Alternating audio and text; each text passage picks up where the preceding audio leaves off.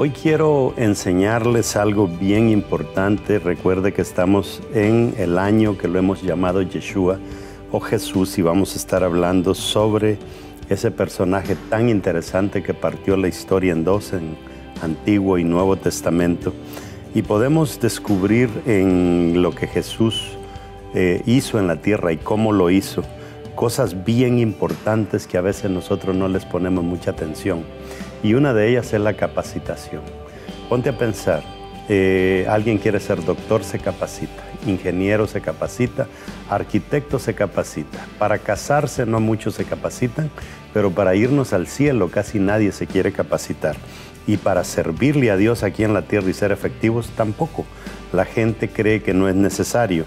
Y vamos a estar hablando de tres lugares por donde Jesús pasó, tres escuelas que fueron bien importantes. Una de esas escuelas se llamaba Bet Sefer, que era la casa del libro.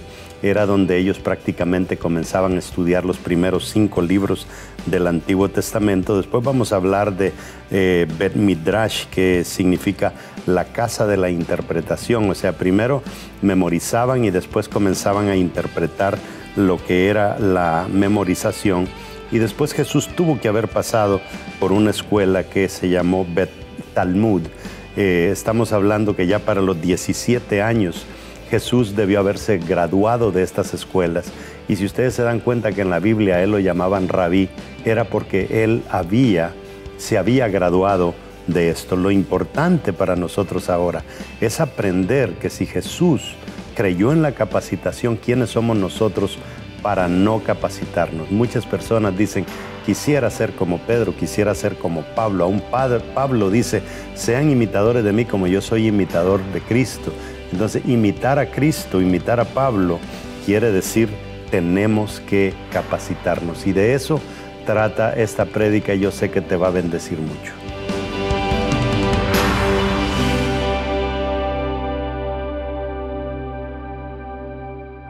Hemos estado diciendo que este es el año de la boca, donde confesar realmente es algo bien importante.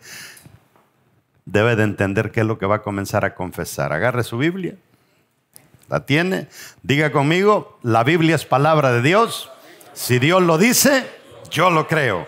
Si Él dice que tengo riquezas, soy rico. Si Él dice que tengo salud, soy sano. Si Él dice que tengo salvación, soy salvo. Si Él dice que soy su hijo, soy importante. Por eso, de hoy en adelante, nadie más me definirá.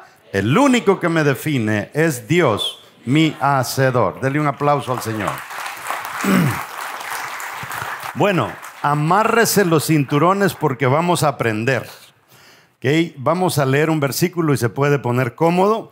Vamos a leer en el libro de Números, capítulo 15, versos 37 al 40. Dice, también el Señor habló a Moisés y dijo, habla a los israelitas y diles que se hagan flecos en los bordes de sus vestidos por sus generaciones y que pongan en el fleco de cada borde un cordón azul. Se recuerda que hablamos de eso la semana pasada. Verso 39 dice, y el fleco les servirá a ustedes para que cuando lo vean se acuerden de todos los mandamientos del Señor a fin de que los cumplan y no sigan ni a su corazón ni a sus ojos tras los cuales se han prostituido. Verso 40 dice, para que se acuerden, leámoslo juntos, de cumplir todos los mandamientos y sean santos a su Dios. Siéntese, vamos a comenzar a enseñar. Es tan importante esto. ¿Ha oído usted en muchas ocasiones gente que dice, quiero ser como Pablo? Sí, muchos queremos ser como Pablo, como Juan, pero no queremos pasar por el proceso que ellos pasaron. Y esa es la gran diferencia. Muchos de nosotros admiramos a Jesús. ¿verdad? Oramos a Jesús, pero no nos hemos dado cuenta por todo el proceso que Jesús tuvo que pasar, porque la Biblia no lo relata, pero sí lo relata de alguna forma la historia. Ahora, Jesús entendió que trabajar para Dios demanda el más alto nivel de capacidad. Diga conmigo, trabajar para Dios demanda el más alto nivel de capacidad. Aquí no andamos vendiendo chicles, hermanos. Esto no es una venta de pelotas de fútbol. Esto es algo serio. Esto es de vida o de muerte. Esto es de infierno o de eternidad. O sea, esto es bien, pero bien importante. Él se dejó llevar por el Espíritu Santo al más alto nivel de prueba. Antes de comenzar el ministerio, él fue probado, dice la palabra, por 40 días y 40 noches, porque él, cuando Dios nos prueba a nosotros, no es porque Dios no sabe quiénes nosotros somos, es porque nosotros no sabemos quiénes somos. Y Dios quiere revelarnos para que entendamos hasta qué grado nosotros podemos superar una prueba, hasta qué grado la podemos aguantar. A cada uno de ustedes le dieron un bosquejito. En el punto número 1 escriba la importancia de las instrucciones.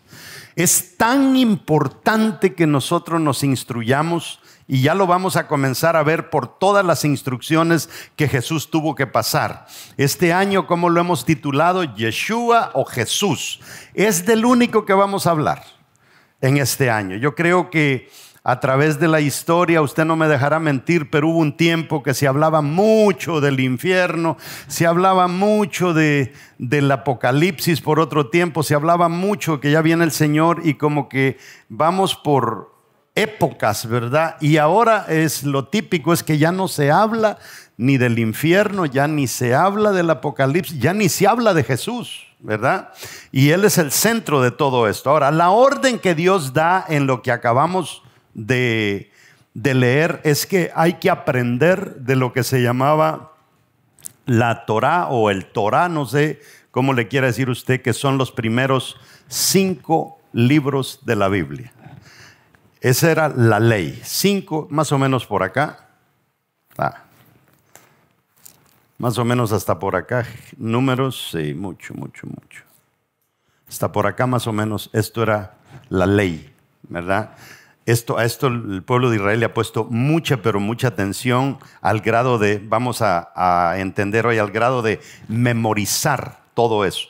Ahora, dice el Señor, el judío siempre ha creído que Dios lo ama tanto que le dio instrucciones de cómo vivir. Es importante que usted crea que Dios lo ama mucho. ¿Se ha dado cuenta usted que hay montones de hijos que creen que papá no los ama? Y papá los ama, mamá los ama, pero una cosa es que el papá te ame, otra cosa es que tú no creas que eres amado. Entonces el pueblo de Israel ha tenido eso. Ellos siempre han creído que son los niños bonitos de Dios.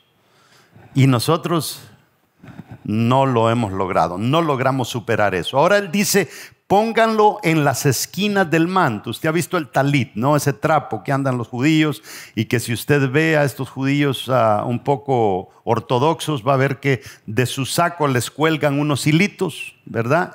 Esos hilitos se llaman tzitziot, todos, uno solo se llama tzitzit, y el Señor les da todas esas instrucciones para que cada día cuando se levanten y se vayan a poner su ropa, lo primero que se ponen es eso, y ellos entienden que las 4 esquinas son tan importantes, y el objetivo de todo eso es que todos los días se recuerden de que las escrituras son bien, pero bien importantes. ¿Cuántas veces nosotros vamos hasta a la casa de Dios y ni la Biblia traemos? A veces hay gente que anda buscando la Biblia en el baúl del carro, la dejaron tirada. Así no funciona este asunto. La Torá son 5 libros, los primeros 5, Génesis, Éxodo, Levítico, Número, Deuteronomio. Y el tzitzit, los hilitos, tenían 5 nudos, lo cual les recordaba a ellos de estos 5 libros de la Biblia. Ahora, era algo visual. Hablaba con una persona el día de ayer o anteayer, y hablábamos de alguien que tengo que decirlo de una manera que usted no sepa de quién estoy hablando. Es una persona que está atada a algo. Y entonces, cuando una persona está atada, a veces una persona está atada porque oyó algo y quedó atada a lo que escuchó. Pero el próximo nivel es cuando una persona está atada a lo que vio. Esa atadura es más fuerte. Pero hay otro nivel de atadura que es cuando la persona sintió. Ver es una cosa, oír es otra, sentir es otra. Entonces a veces uno dice, solo para ponerle un ejemplo, dice uno, pero es que este muchacho no puede dejar esa novia. ¿Y será que solo escuchó cosas bonitas de la novia? Algo así lo olvidan rápido los muchachos. Pero cuando ya hubo algo visual, es bien difícil. Pero cuando ya hubo algo sentimental, que sintió algo, eso es bien difícil de romperlo. Entonces es bien fácil, uno que estudió comportamiento humano dice no lo deja, no lo ha dejado, no han terminado por tantos años. No, aquí hubo más que agarrar apretón de manos, ¿verdad? Entonces, estas cosas, por eso es que Dios les dejaba cosas visuales. Antes no había YouTube, antes no habían computadoras. Entonces Dios tenía que estar recordando. El talit, vamos a suponer que es más o menos rectangular, como la Biblia tenía los hilos acá, pero cada esquina se le llamaba, en griego se le llama craspedón, cada uno de ellos, pero cuando usted lo busque en la Biblia, usted va a encontrar la palabra alas. Entonces nosotros tenemos un versículo por ahí en Malaquías 4:2. ¿Cómo se llaman las esquinas del talit? Alas, ¿verdad? Entonces, si este es el talit, ¿cuántas alas tiene el talit? 4, ¿verdad? Craspedón en griego y en hebreo se llama canaf. Entonces, mire lo que dice este versículo. No sé si escucharon la alabanza lema de esta prédica. Hablaba sobre esto. Dice Malaquías 4:2: mas a vosotros, los que teméis mi nombre, ¿está conmigo hasta ahí? Nacerá el sol de justicia. ¿Y qué más dice? Y en sus alas traerá salvación. ¿Qué dice que va a nacer? El sol de justicia. ¿Quién es el sol de justicia? Jesús. Y en sus alas, o sea, en las alas de su talit, ¿qué es lo que va a traer? Salvación. En cada una de esos tzitzit venía un hilo azul. Se recuerda que lo hemos hablado, y eso venía anunciando pues prácticamente al Mesías. Ahora, la mujer de flujo de sangre que nosotros encontramos en Juan capítulo 4 en adelante, esta es la mujer samaritana. La mujer de flujo de sangre dice que vino y tocó el borde del manto de Jesús, y cuando tocó el borde del manto, quiere decir que agarró uno de esos hilos, solo tocó uno de esos hilos, y dice que recibió sanidad. Ahora póngase a pensar usted, Jesús andaba el talit, Jesús todavía no ha muerto. Ahora nosotros sabemos que Jesús ya murió, sabemos que Jesús padeció por nosotros, sabemos que Él fue sepultado, sabemos que resucitó y sabemos que se fue al cielo con Dios. Entonces imagínese el poder que nosotros tenemos acceso a Él ahora con un Jesús que ya venció. Es diferente al poder del hilo que esta mujer tocó, porque simplemente era un anuncio. ¿Me está entendiendo hasta ahí? Ahora, cuando nos ponemos a ver, ¿será que Jesús estudió? ¿Será que Jesús fue a la escuela? ¿A qué escuela fue Jesús? Punto número 2, escriba Bet-Sefer, B-E-T, espacio, Sefer, S-E-F-E-R. Bet-Sefer era la primera escuela a la que fue Jesús. Jesús no fue un vago que andaba jugando capirucho a los 8 años, no. Él se dedicó a prepararse. Él no fue una persona que andaba jugando, ¿verdad?, pelota allí con los vecinos. Él se concentró en aquello a lo que su padre lo había llamado. Ahora, Bet-Sefer significa la casa del libro. ¿Qué significa? la casa de libros. O sea, Jesús entendió que había nacido para estudiar, que había nacido para prepararse. Y esta escuela iniciaba a los 6 años y terminaba a los 10. Desde los 6 años comenzaron a darle a Jesús todo lo que él iba a necesitar para estar suficientemente capacitado como para hacer toda la tarea que Dios le había encomendado. Ahora, ¿a qué edad tenía el niño que comenzara a estudiar? Dijimos 6 años. 6 años, Génesis, Éxodo, Levítico, Número, Deuteronomio. Nuestros hijos a los 6 años comienzan a ¿qué es lo que ven nuestros hijos ahora? Super Nintendo, Xbox, y bravos porque no le dan el iPhone todavía a los 7 años, 6 años. Qué mal vamos nosotros. Entonces, el historiador Josefo, si usted es de los que le gusta estudiar, cómprese los libros de Josefo, escribió lo siguiente: sobre todo, nos enorgullecemos en la educación de nuestros niños, dice el historiador Josefo en un libro que se llama Contra Apión, capítulo 1, verso 60. Ahora, la educación de los niños era la vida de toda comunidad judía. ¿Qué era lo primero que ellos tenían que recalcar en casa? Educación de los niños. ¿Qué hacemos nosotros ahora?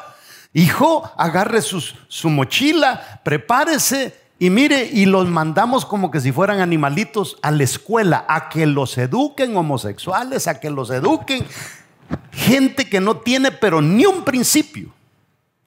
Y al final todavía nos preguntamos por qué el muchacho se arruinó. Es terrible la diferencia entre los tiempos de Jesús y los tiempos que tenemos ahora. Entonces había que meterle la palabra hasta los tuétanos. Eso es lo que indica la Biblia, ¿sí o no? Que es como espada de 2 filos que penetra, ¿verdad?, hasta los tuétanos de los huesos de cada generación. Entonces, en ese mundo crece Jesús. Jesús no creció en un mundo como el nuestro, porque nosotros tenemos la tendencia de que vamos a estudiar el pasado y nos llevamos el presente con nosotros. Cuando nosotros estudiamos el pasado no nos podemos llevar el presente. El presente de nosotros es un desastre comparado con lo que se vivía en aquellos tiempos. Ahora, perder una generación para ellos era una amenaza para que ellos dejaran de existir. Era generación tras generación, generación tras generación. Ahora vimos a una Yari cantando, vimos a una Amelia cantando, una edad, otra edad, pero ¿y quiénes son los que están debajo de Amelia ahora que hay que irlos preparando? No nos podemos quedar de que, bueno, ya la niña comenzó de 9 años, ahora creo que ya tiene sus 13 años, pero hay que seguir con las otras camadas de abajo. No se nos puede ir ni una generación. Los niños no los podemos ver como un estorbo en la iglesia. Si nosotros los sabemos cultivar, van a ser los pastores. Vamos a hacer un acto bien importante al final de este servicio que se va a dar cuenta de qué le estoy hablando. Ahora, ¿a qué edad los iniciaban? Dijimos a la edad de los 6 años. Ahora, esta es una frase de un rabino a inicios del primer siglo. Escribió él: el mundo existe gracias al aliento de los niños en la escuela. Imagínense, desde los tiempos de Jesús, el mundo existe gracias al aliento de los niños jugando Xbox. No, en la escuela. Y no estoy hablando de una escuela secular.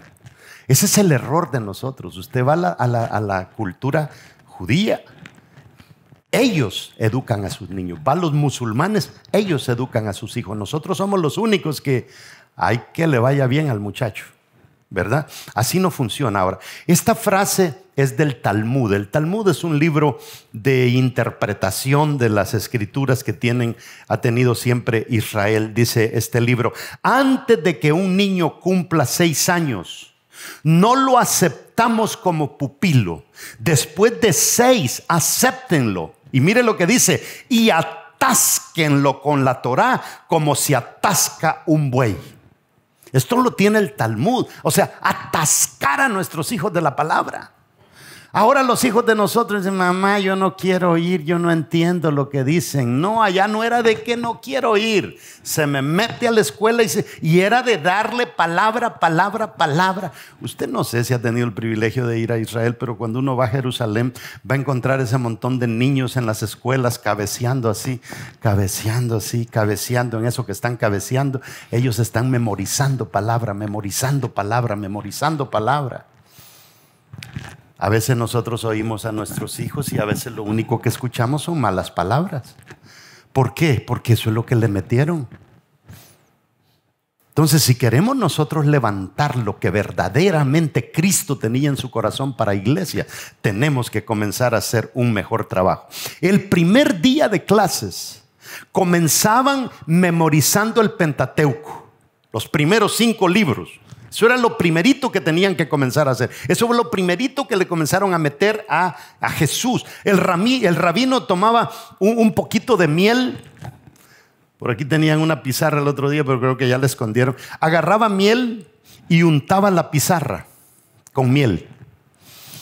Le echaba miel a la pizarra y les decía, ok muchachos, vénganse. Y llegaban los niñitos y decía, laman la pizarra. Y comenzaban ellos con la lengua, mire, a lamer la pizarra. Eso era práctica desde los primeros días que ellos llegaban a la escuela. Se le ponía cada uno de ellos en sus dedos, le echaban miel para que los chuparan. Mire qué tremendo. Y se chupaban los dedos de la miel y para ellos no había nada más exquisito ni más fino que la miel en ese entonces. Ahora podrían decir chocolate, quién sabe qué, ¿verdad? Pero entonces era miel, ¿verdad? Nada más sabroso, ¿verdad? Ni más placentero que la miel en esos días. Ahora, cuando sabemos eso, lamían la palabra. Y ahora cuando vamos al Salmo 19, verso 10, ahora tiene sentido. ¿Qué dice?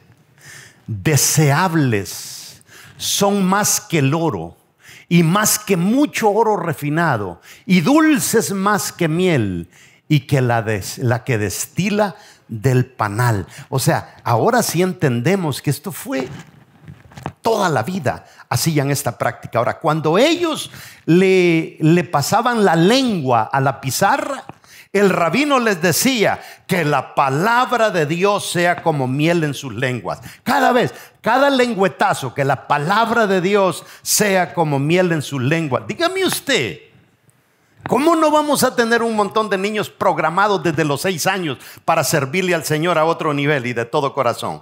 Ahora, que la palabra de Dios sea más sabroso, lo más placentero, lo más exótico y digno de disfrutar en nuestra vida, en la vida de nuestros niños. Eso es lo que nosotros debemos de preocuparnos. Por eso es que nosotros tenemos el reto en Vida Real de que este año en el que estamos tenemos que darle inicio a nuestra escuela. Si nosotros logramos agarrar niños desde el kinder hasta el 6º grado, ya del 6º grado para allá, que se vaya donde mamá y papá los quieran mandar, pero ya le metimos la base a ellos, que nadie se las va a poder quitar.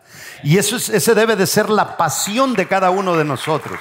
Ahora, desde el día número 1 eran instruidos a la palabra como nada más grande de lo que se pueda disfrutar en todo el universo. No hay nada más grande. Póngase a pensar, si el placer más alto de un niño era la miel, ¿qué era lo que le estaban diciendo? El placer más grande es tener este libro con nosotros. Y estoy hablándoles de solamente 5 libros y ahora nosotros tenemos todo el Nuevo Testamento.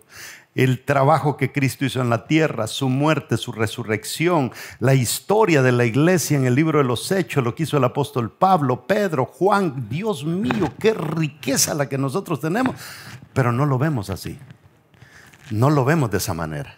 Ahora, querían usar el tacto, la visión, el olfato, el oído, el paladar, para que nunca se les olvidara lo que estaban aprendiendo. Mire qué tremendo. O sea, hay tanta enseñanza y desde ahí comenzaron a enseñar a nuestro Señor Jesucristo. En conclusión, de 6 a 12 o a 10, 12 se memorizaban los primeros 5 libros de la Biblia: Génesis, Éxodo, Levítico, Número, Deuteronomio. Ya para los 10, 12 años ya tenían que sabérselo de memoria.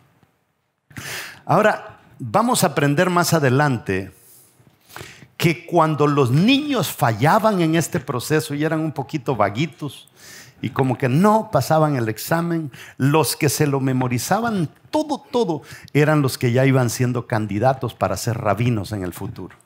Los que titubeaban y no se lo memorizaban, les decía, usted va a tener que irse y siga el trabajo de sus padres. Ya van a ver qué interesante esto. Usted tal vez diga, interesante que en esos días lo podían hacer, pero hoy en día los niños son difíciles. ¿Por qué son difíciles los niños? Porque así los criamos. Un niño que crece en un ambiente que es el ambiente más rico, que entiende desde la niñez que es lo más bueno, le va a gustar. Pero nosotros, como estamos tan ocupados, esto es lo que está educando a nuestros niños. Y ahí pasamos peleando. Me acabaste la batería. Miren, los niños son los que más batería le gastan ahora a sus teléfonos. ¿Por qué? Porque no hemos captado lo que Dios nos quiere enseñar. Ahora, usted sabe que se conocen de memoria la letra de todas las canciones mundanas que están de moda. Se la saben. Usted tal vez no sepa que ellos la saben, pero se la saben. Canción por canción. Entonces, el mundo está haciendo un mejor trabajo que nosotros. El memorizar sigue sucediendo. El problema es que están memorizando cosas equivocadas. Ahora, solo los mejores estudiantes continuaban a la próxima escuela. Número 3, Bet Midrash. Esa fue la segunda escuela a la que Jesús tuvo que ir. O sea, yo le digo a usted, si usted quiere ser como Jesús, sean imitadores de mí, dijo Pablo, como yo soy imitador de Cristo.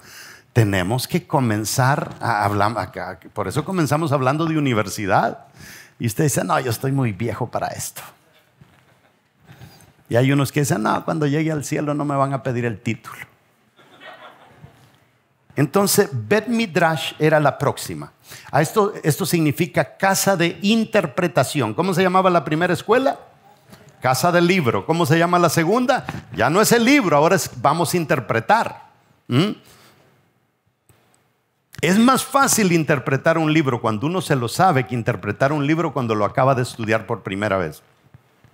O casa del aprendizaje.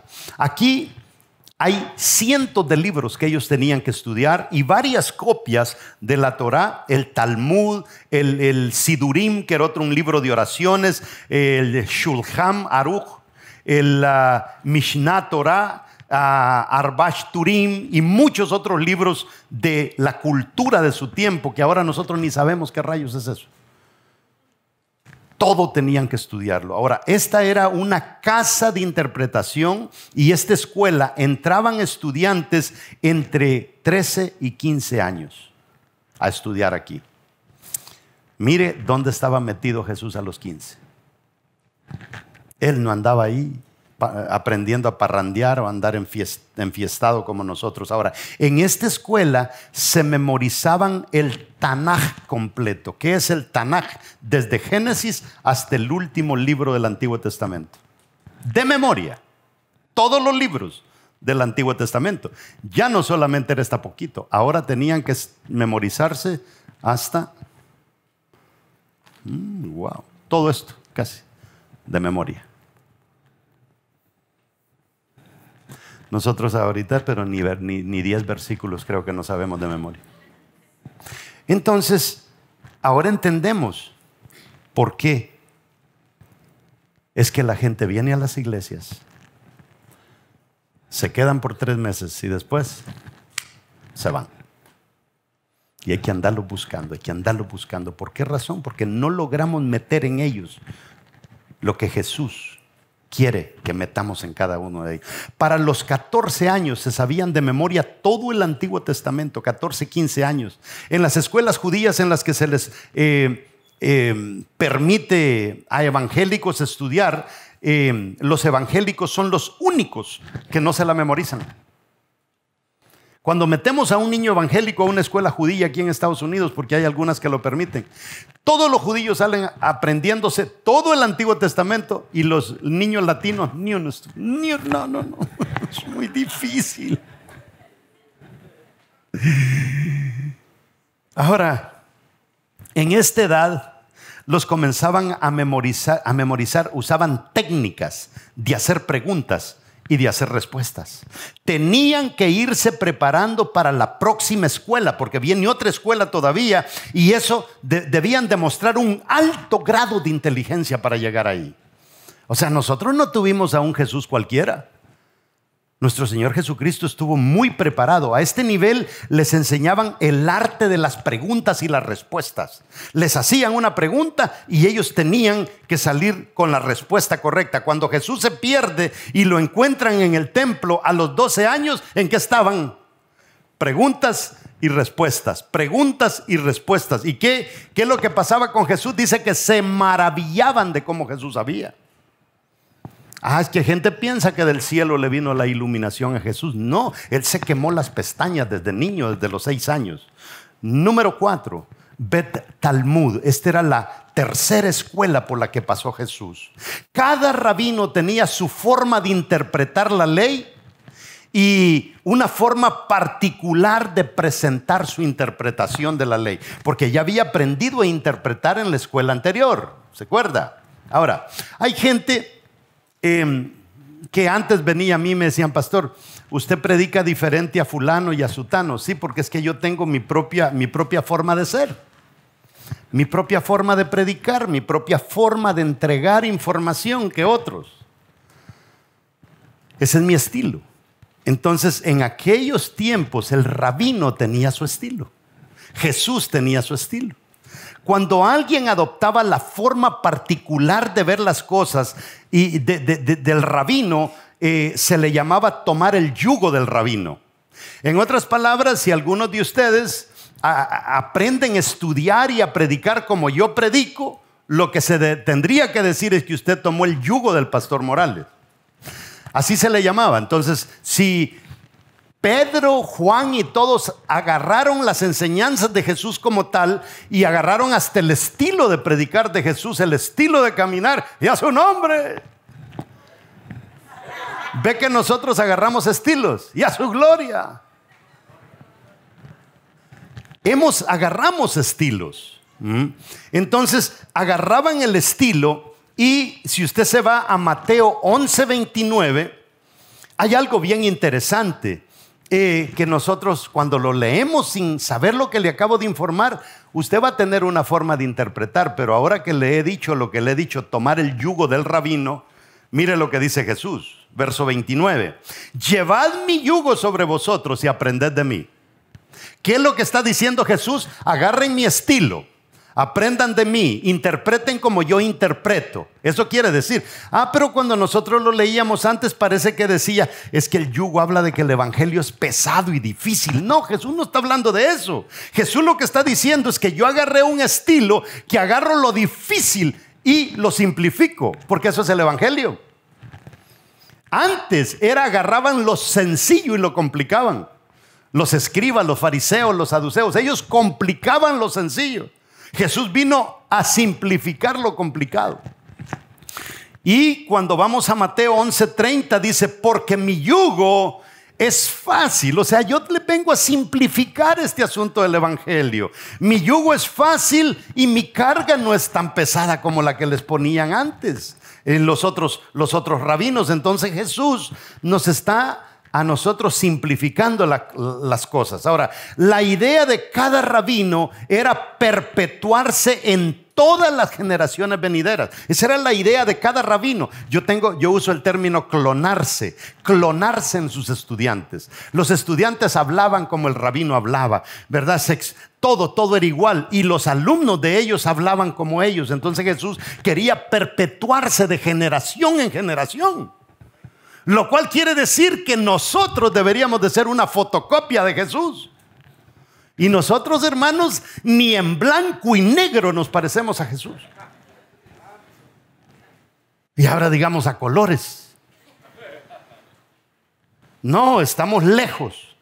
Ahora, Jesús fue lo que se conocía como un talmidín de alguien, o sea, el clon de alguien, ¿verdad? Y Él quiere que seamos sus talmidim, o sea, sus discípulos, dulos en griego, sus discípulos, y eso quiere decir yugo, llevar el yugo de Jesús. Ahora, hagámonos la pregunta, ¿cuántos de nosotros verdaderamente llevamos el yugo de Jesús? Sencillo, dice Jesús, simplifiquen lo complicado. No, ahora la gente, hermanos, quiere complicar lo sencillo. Quiere irse al cielo, métase en esta otra cosa, en esta otra cosa. Y el evangelio no es así, eso no es lo que Jesús nos vino a enseñar. Ahora, al tú escoger al rabino que querías que te formara, él te sometía a un examen para ver si eras el mejor de los mejores, porque si no, no te aceptaba. Entonces, cuando aquí se demostraba que el alumno era lo mejor de lo mejor, alguien a quien no le entraba, ¿verdad? De ninguna manera, en el caso de Jesús, él no podía rechazar a nadie. Entonces, ese talmidín se buscaba a uno de los mejores rabinos y se convertía en alumno de los mejores. El que era de lo peorcito lo mandaban a pescar. Pesque igual que su papá. Vaya a sembrar trigo igual que su papá. Usted no nació para esto. ¿Qué estaba haciendo Pedro cuando lo reclutó Jesús? ¿Qué quiere decir eso? Pedro no la hizo. Ninguno de los discípulos. Entonces el rabino se preguntaba, ¿este estudiante tiene lo que se necesita para perpetuar el yugo o no? Eso se hacía la pregunta. Ahora, ellos hacían un examen oral al alumno. Jesús tuvo que haber pasado por todos estos exámenes. Aquí le va más o menos una idea. Podían hacerle la pregunta: ¿cuántas veces aparece la palabra Abraham en el libro de Génesis? El alumno decía 118 veces, maestro. Así. Rápido. O sea, y el nombre de Abraham 52 veces, maestro. Ay, ni los pastores pasaríamos este examen. Ahora, ¿cuál es la primera mención del nombre de Abraham? Génesis 11:26, maestro. Claro que en ese entonces no habían capítulos ni versículos. Ahora, el rabino comenzaba, decía: entrando se levantó sobre Egipto un nuevo rey que no conocía a José y dijo a su pueblo. El alumno comenzaba: he aquí, el pueblo de los hijos de Israel es mucho y más fuerte que nosotros. Así pues, terminaba el rabino de decir un versículo y el alumno comenzaba el siguiente versículo sin ver una Biblia. ¿Está conmigo hasta ahí? Entonces, así era la cosa en los tiempos de Jesús. Entonces, y después venía y decía: ahora pues seamos sabios para con él, para que no se multipliquen y acontezca que habiendo guerra, él también se una a nuestros enemigos y pelee contra nosotros y se vaya de la tierra. Verso 11. Entonces, y así. Entonces venía el rabino y decía: no me dé la parte que sigue, deme la parte anterior. Entonces venía el alumno y decía: y murió José y todos sus hermanos y toda aquella generación, y los hijos de Israel fructificaron y se multiplicaron y fueron aumentados, fortalecidos en extremo. Así era, hermano. ¿Quién quisiera ser cristiano así ahora? No, nosotros la agarramos suave. Nosotros no estamos para estas ligas. Nosotros a puras penas venimos hoy. Sí. Ahora, cuando el rabino entendía que tú eras el Harvard, el MIT, entonces decía: ven y sígueme. Hasta entonces, ven y sígueme. Y esto implicaba dejar la familia, dejar el pueblo, dejarlo todo. El talmidín rendía su vida para ser como el rabino. Entonces, cuando Jesús nos dice a nosotros: sígueme, eso es lo que nos quiere decir. Ahora, una frase se hizo popular: que seas cubierto con el polvo del rabino. Esa era la frase que el rabino le decía a su alumno: que seas cubierto con el polvo del rabino. El rabino llegaba a un vecindario y el talmidín o el alumno andaba detrás de él. Detrás. Los rabinos eran tremendos. Bendecían, maldecían, y las cosas que se daban eran apasionados. Por eso es que ¿qué es lo que vemos, Jesús? Ve, ahí hay una higuera. vamos a ver la higuera, no tiene fruto, maldigo esta bendita higuera. Y se iba Jesús y ahí iban los discípulos detrás. Regresaba y Pedro, maestro, la higuera que maldijiste se secó. Claro que sí, sí. ¿Me está entendiendo ahora? Cuando leemos el Nuevo Testamento con esta óptica vamos a entender mucho, mucho más lo que el Señor nos quiere enseñar. Ahora, los discípulos, si usted se va, por ejemplo, al caso de Jesús cuando va a reclutar a sus discípulos. El rabino Jesús va a reclutar alumnos. Él no se va a una escuela, se va a Galilea, al mar. Y está allá el Pedro tirando su atarraya o quién sabe qué. Trasmayo, no sé con qué pescaba. ¿Y cómo regresan los pescadores a la playa, a la orilla de la playa? Frustrados. No agarramos nada. Póngase a pensar. Están haciendo el oficio de su padre y encima de eso no le atinan ni a la pesca. ¿Para qué podemos querer maletas como esa? Diría mi abuelita. Eso no sirve. Y entonces Jesús agarra a un Pedro que venía fracasado de pescar y le dice: sígueme, yo te voy a hacer pescador de hombres. Y se da cuenta usted que todos tenían a su padre. Nunca ninguno fue a papá. Ni papá dijo: ¿y quién rayos cree ese que es que se lleva a mis hijos como que nada? ¿Por qué cree usted que nadie dijo nada? Porque un rabino está reclutando a un bueno para nada. Entonces sus padres dicen: wow, el maestro se está llevando a mi hijo y lo va a hacer un rabino. Gloria a Dios. Por eso es que nadie decía nada, porque ese era un milagro que Jesús viniera a agarrar de la basura prácticamente del sistema escolar de Israel y que él sígame que yo te voy a hacer pescador de hombres. ¿Ah? Ahora usted dirá: wow, qué tremendo. Lo más tremendo es que te vio a ti y me vio a mí y nos dijo: sígame. Lo malo que hemos sido, o sea, nosotros hemos sido ruines y aún así el Señor dice: síganme. Ahora miremos cómo Jesús inicia su ministerio en Mateo 4:18. Andando Jesús junto al mar de Galilea, vio a dos hermanos, Simón llamado Pedro y Andrés su hermano, que echaban la red en el mar porque eran pescadores. ¿Qué eran? Pescadores. ¿Qué andaban haciendo? El oficio de papá. ¿Por qué estaban haciendo lo que hacían? Eran personas que no habían sido lo suficientemente buenos para ser un rabino. Hermanos, este es un gran milagro que nuestro Señor Jesucristo venga a nosotros y nos diga: ¿sabes qué? Ábreme una célula. Por eso es que nosotros insistimos en Vida Real: estudia por lo menos el discipulado, para que podamos ser un poco útiles al Señor. Dice la palabra: y les dijo: venid en pos de mí y os haré pescadores de hombres. Ellos entonces, dice Mateo 4:18, dejando al instante las redes, le siguieron. Claro, que un rabino viniera y te dijera: sígueme. Lean lo que dice el versículo. Y les dijo: venid en pos de mí y os haré pescadores de... Ellos entonces, dejando al instante la red. Esto era imposible. Viejo ya. Ruines en el estudio, ruines en el trabajo. Y aún así el maestro les está dando una oportunidad. Y eso es lo que el Señor nos da a nosotros ahora, una oportunidad de ingresar a su ministerio, de ingresar al ministerio, de ingresar a trabajar para Él sin haber estudiado la primera escuela, ni la segunda escuela, ni la tercera. Vénganse, así yo voy a ver cómo me los arreglo. Esto es un milagro. Ahora, ¿por qué nosotros hacemos el trabajo del Señor tan de mala gana?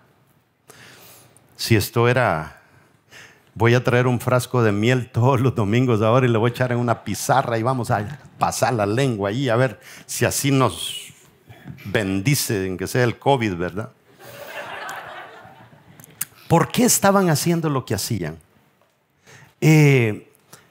Porque, diga conmigo, eran personas no lo suficientemente buenos. Por eso es que Jesús vino a simplificar el evangelio, para que gente como nosotros también pudiéramos calificar. Mire, ¿por qué el rabino cree que somos buenos? Seguramente decían ellos. Él cree que somos capaces, nos está llamando. Mire lo que dice Mateo 4, 21 y 22. Pasando de allí, vio a otros 2 hermanos, Jacob, hijo de Zebedeo, y su hermano Juan en la barca con Zebedeo, su padre, que remendaban sus redes, y lo llamó. Ellos, dejando al instante la barca y a su padre, le siguieron. Era una gran oportunidad. Y esa gran oportunidad es la que el Señor nos está dando hoy. Pero ¿sabe? El Señor espera que nosotros por lo menos estemos dispuestos a imitarlo, aunque sea en lo más mínimo.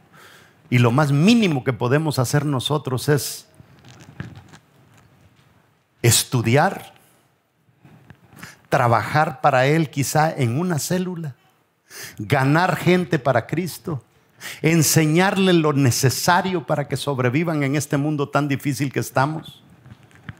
Y ya, no tenemos que pasar por todas las escuelas que Jesús tuvo que pasar. Y para mí esa es una gran oportunidad. El judío siempre ha sido hambriento por la oportunidad de ser llamado o escogido para la labor ministerial. Siempre han sido hambrientos para eso. Y nosotros tenemos que despertar ese apetito ministerial. No tenemos a un padre gritándoles: hey, ¿para dónde van? Yo mañana tengo que proveer pescado suficiente al mercado, me están dejando. No, los papás felices de la vida, porque les llevaron a sus hijos, porque mañana ellos van a ser rabinos. Ahora, imaginémonos a Zebedeo llegando a casa ese día: mija, los muchachos no están conmigo, los muchachos se han ido. ¿Qué? La esposa seguramente: ¿qué dices? ¿Cómo puede ser eso? Eso es lo que hubiera pasado en una familia latina, porque el Señor nos llama a que lo aceptemos, que le entreguemos nuestra vida a Él. No nos está pidiendo: hey, vámonos ahora para Europa de un día para otro, vamos a ir a predicar o vamos a Nueva York. Aquí. Y aún así se nos hace a nosotros difícil. Zebedeo seguramente llega: mi amor, pasó por ahí un rabino y cree que nuestros hijos tienen la talla para ser rabinos, mija. ¡Qué bueno! O sea, no vemos a padres quejándose. ¿Se imagina a Zebedeo el día siguiente en la plaza o con los demás pescadores? Seguramente Zebedeo fue al parque, a la plaza el día siguiente. ¿Qué cree usted que hablaba Zebedeo? Bueno, ¿verdad? No sé si lo han notado, muchachos, pero mis hijos no andan conmigo. Seguramente, ¿verdad? Así como es uno de orgullosito a veces. Y la gente se quedaron anonadados quizá porque alguien había reclutado a los hijos de Zebedeo. Qué grande debería ser para nosotros que alguien le ponga el ojo a un hijo de nosotros. Ven, vamos a hacer las cosas de Dios a otro nivel. Vamos a hacer las cosas en grande. ¿Sabe que nosotros una vez nos ganamos a una muchacha y ya la estábamos discipulando y la muchacha estaba creciendo? Y me dijo un día: fíjese que mi mamá no me quiere dejar venir a la iglesia. Y yo fui a abogar por la muchacha. ¿Sabe lo que le dijo la mamá? Prefiero que seas una prostituta que vayas a una iglesia evangélica. ¡Wow! ¡Qué duro! ¡Qué feo como nosotros pensamos! Seguramente Zebedeo les dijo: no, muchachos, un rabino vino y los reclutó y se los llevó para que sean como él. Mis hijos ahora son lo que se conocía en hebreo como Talmid Yaham, estudiantes inteligentes capaces de servirle a Dios. ¿Cómo hemos cambiado? Póngase de pie. Verdaderamente necesitamos nosotros pegarle una revisión a cómo nosotros vemos el evangelio. Veamos cómo el saber todo esto afecta la forma en que nosotros vamos a leer las Escrituras. Lea conmigo Mateo 14, 25. Mas a la cuarta vigilia de la noche, Jesús vino a ellos andando sobre el mar. Y los discípulos, viéndole andar sobre el mar, se turbaron diciendo: un fantasma, y dieron voces de miedo. Pero enseguida Jesús les habló diciendo: tened ánimo, yo soy, no temáis. Entonces le reprendió Pedro y dijo: Señor, si eres tú, manda que yo vaya a ti sobre las aguas. ¿Por qué dijo Pedro esto? Porque es lo que se conocía como un Talmid Yaham. O sea, es una persona capaz, es una persona que ha sido reclutada. Si mi rabí lo puede hacer, yo lo puedo hacer. Le dije el significado del término. Significa inteligente, capaz, siervo. Entonces cuando Pedro le dice: dame a mí esa capacidad también. Si lo haces tú, yo tengo que hacerlo.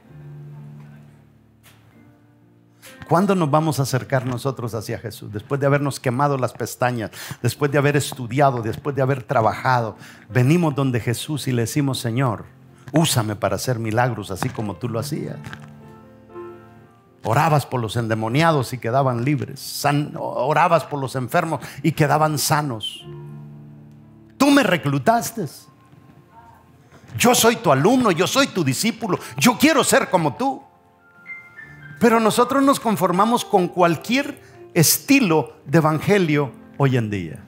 Tenemos que nosotros elevarnos a nosotros mismos la tranca que vamos a saltar.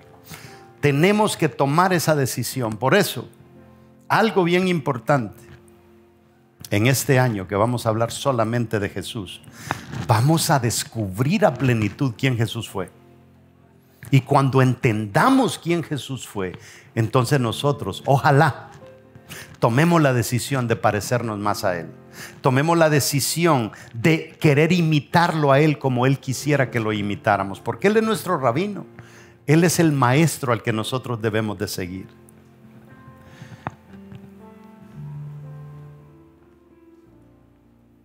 Fíjese que nosotros tenemos dos voces tremendas. Tenemos la voz de Dios que nos dice, y le he estado comprobando con historia y con Biblia, que somos capaces.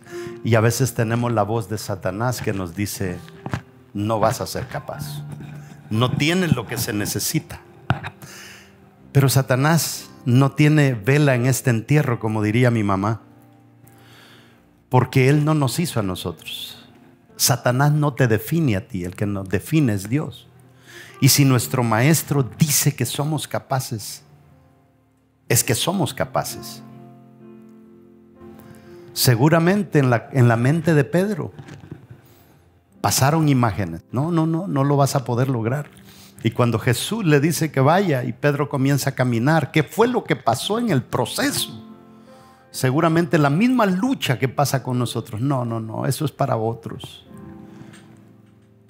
Yo me conformo con ir a la iglesia los domingos, o por lo menos cada 15. Algunos vienen cada mes, pero ahí vienen. Pero eso no es lo que el Señor está buscando de nosotros. Lo que Dios está buscando es que seamos alumnos eficientes, eficaces, capaces, con convicción, que entendamos cuál es nuestra visión, cuál es nuestro llamado aquí en la tierra, que las cosas que nosotros no vamos a hacer se van a quedar sin hacer porque Él determinó que nosotros las hiciéramos. O sea, estamos afectando tanto el reino de Dios para bien o para mal. Yo en lo personal he decidido dar mi vida por esto, y en esto voy a morir. Y me pueden presentar miles de oportunidades bonitas y yo las desprecio por hacer esto. Pero eso debería ser el sentir de cada uno de los alumnos. ¿Saben lo tremendo que es ahora? Es que ningún alumno está siguiendo al maestro.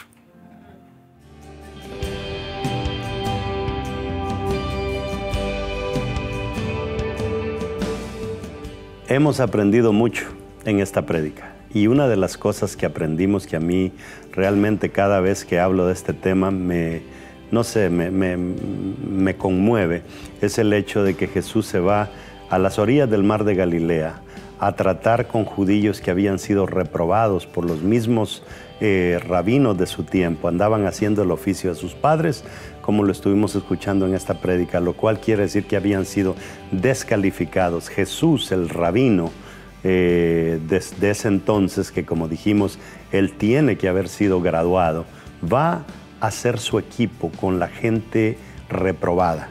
Para mí eso es tan importante porque hoy en día habemos miles y miles de personas que creemos que estamos reprobados, pero se nos olvida que nuestro Señor Jesucristo se valió de lo más vil de la tierra, de la gente que todo mundo había desechado para hacer su equipo, y Él todavía anda buscando hacer equipo con personas como tú y como yo. ¿Por qué no cambiamos nuestra manera de servirle al Señor? ¿Por qué no cambiamos nuestra actitud? Recuerda el tema del que hemos estado hablando. Hay poder en la capacitación, pero algo bien importante: no me puedo capacitar sin antes haber dado un paso de fe, y ese paso tiene que ver con haber aceptado a Cristo como mi único y suficiente Salvador. Yo quiero invitarte a este paso. Es tan importante que lo mueve a uno de estar enlistado en las filas de condenación y pasar a las filas de salvación. Y todo se logra a través de una corta oración. Quiero invitarte a que hagas esta oración conmigo. Di conmigo: Señor Jesús, gracias por haber dado tu vida por cada uno de nosotros. Gracias por haber derramado tu sangre para perdonar mis pecados. Hoy me agarro de tu mano porque sé que solo no puedo, pero contigo yo sé que puedo lograr mi propósito y hacer cosas maravillosas para el reino de Dios aquí en la tierra. Gracias por tu perdón y, Señor, gracias por escribir mi nombre en el libro de la vida. Si tú hiciste esa oración, definitivamente tu rumbo en el mundo espiritual ha cambiado el día de hoy con esa oración. Si eres parte de una iglesia Vida Real en las diferentes partes donde existe una iglesia, únete a una de nuestras iglesias, métete a estudiar el discipulado. Y si no lo eres y has recibido esta prédica en otro país, en otro lugar donde no hay una de nuestras iglesias, búscate una iglesia saludable para que comiences a echar raíces y puedas crecer y ser útil para el Señor. Dios te bendiga. Este tiempo